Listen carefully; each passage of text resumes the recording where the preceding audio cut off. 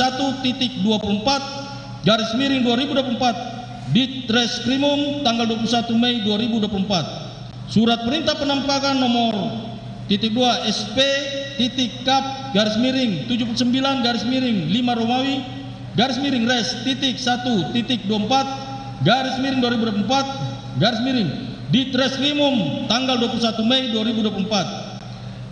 Surat perintah penahanan nomor titik 2 SP titik Han garis miring 76 garis miring 5 Romawi garis miring res titik 1 titik 24 garis miring 2024 garis miring Ditreskrimum tanggal 22 Mei 2024.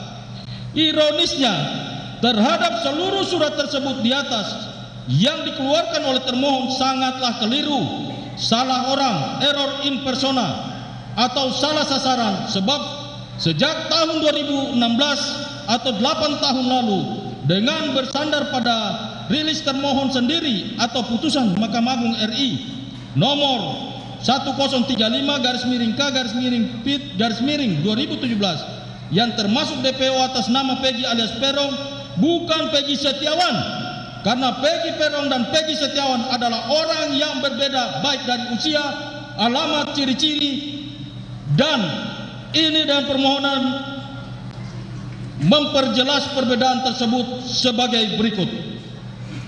Mohon izin dilanjutkan yang mulia. Mohon izin yang mulia.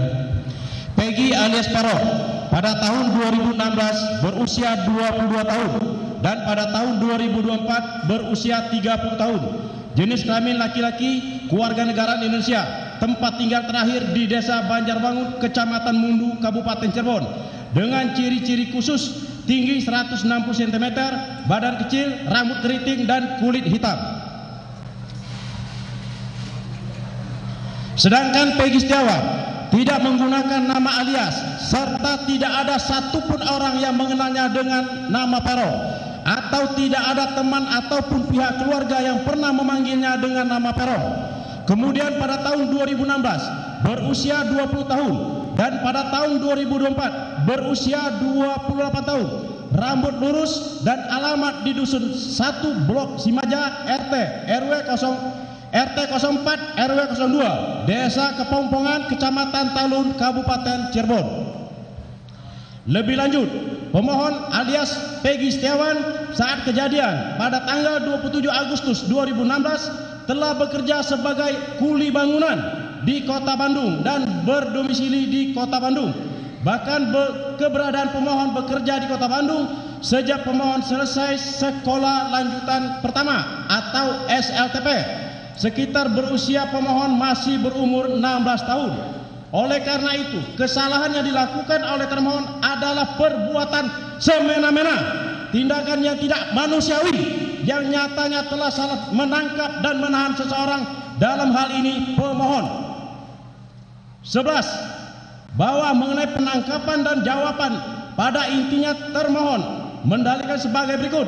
1. Gelar perkara jam 9 WIB tanggal 21 Mei 2024. 2. Pemohon ditangkap jam 18 WIB tanggal 21 Mei 2024. 3. Pemohon ditetapkan sebagai tersangka pada tanggal 21 Mei 2024. PD surat perintah penangkapan nomor SP titik kap garis miring 79 garis miring 5 Romawi garis miring res titik 1 garis titik 24 garis miring 2024 Ditkrimum tertanggal 21 Mei 2024. 4.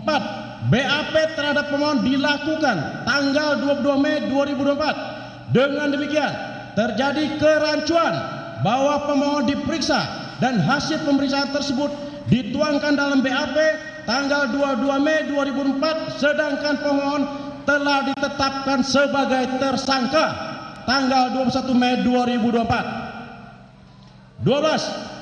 Termohon mendalilkan mengenai penggeledahan rumah dan tempat tertutup lainnya nomor SP titik da garis miring 55 garis miring 5 Romawi garis miring res titik 1 titik 24 garis miring 2024 Ditreskrimum tanggal 21 Mei 2024 Pidana halaman 5 dan 6 jawaban termohon serta penyitaan terhadap barang bukti sebagaimana diuraikan dalam jawaban termohon halaman 6.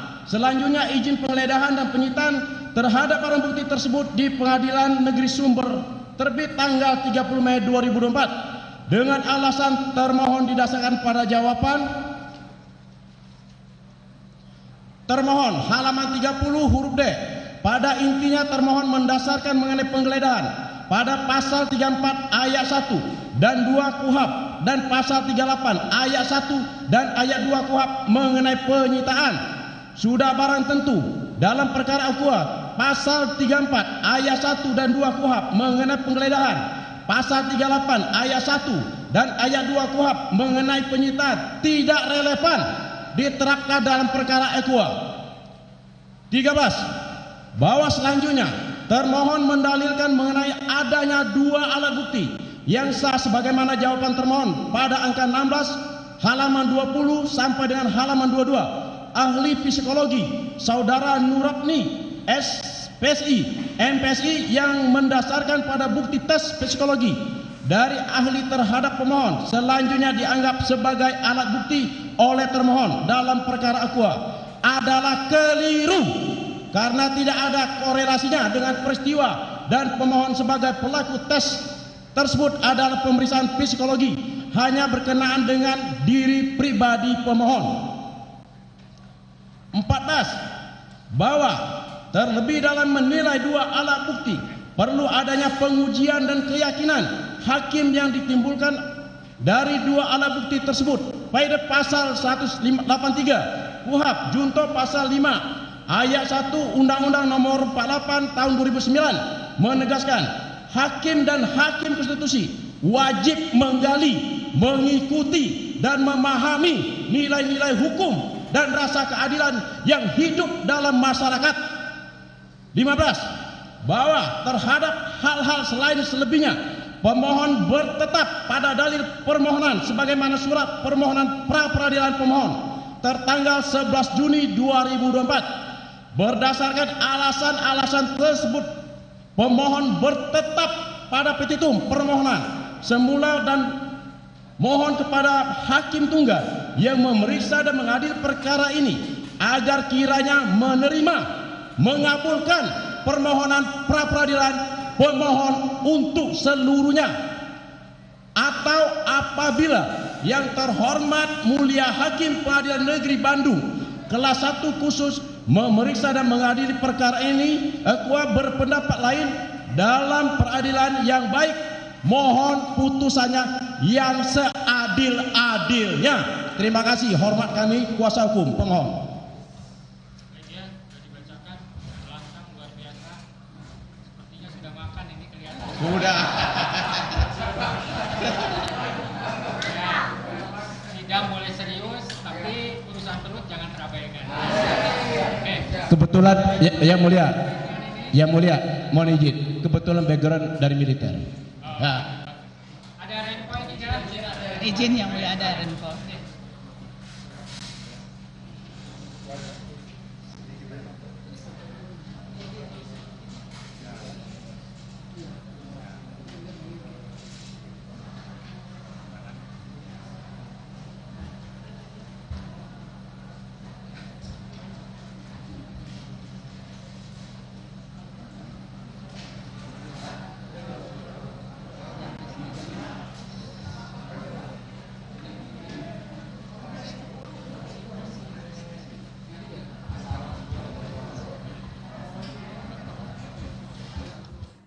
Saudara, baru saja Anda mendengarkan tanggapan dari kuasa hukum Peggy Setiawan terhadap jawaban yang disampaikan oleh tim pengacara Polda Jawa Barat yang sebelumnya disampaikan pagi tadi.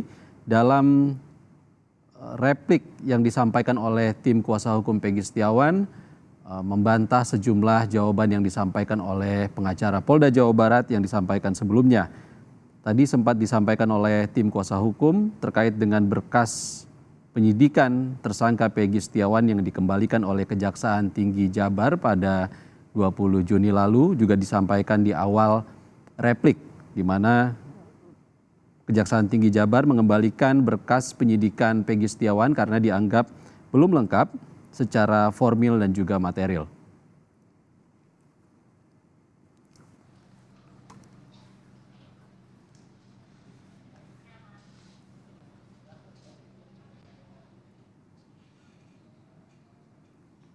Sebelumnya juga saudara, tanggapan dari Polda Jawa Barat disampaikan terkait dengan gugatan yang disampaikan oleh Peggy Setiawan melalui kuasa hukumnya dalam sidang pra-peradilan terkait status barang bukti ataupun status tersangka Peggy Setiawan dalam kasus pembunuhan Vina dan Eki.